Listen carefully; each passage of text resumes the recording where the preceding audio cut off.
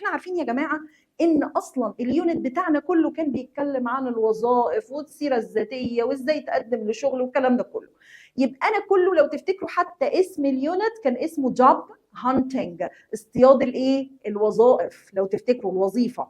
عندي بقى بقيه الكلمات الخاصه بيونت 6 هي سهله قوي على فكره، يعني اللي فاتوا بصراحه كانوا اصعب، دول سهلين ان شاء الله وهيعدوا علينا عادي. بس قبل ما ادخل في التفاصيل بتاعه الكلمات عايزه بس اقول لك على حاجه مهمه قوي يمكن الناس ما كانتش عارفاها.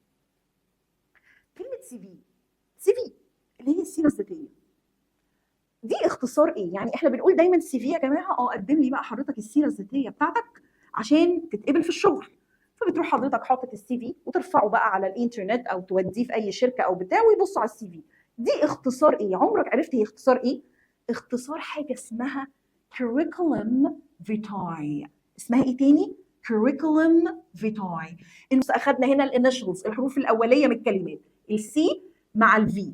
واي انيشلز احنا عندنا في البيزنس لانجوج ان شاء الله لما تكبروا كده وتاخدوا كورسات بقى معايا في البيزنس تعرفوا يعني ايه.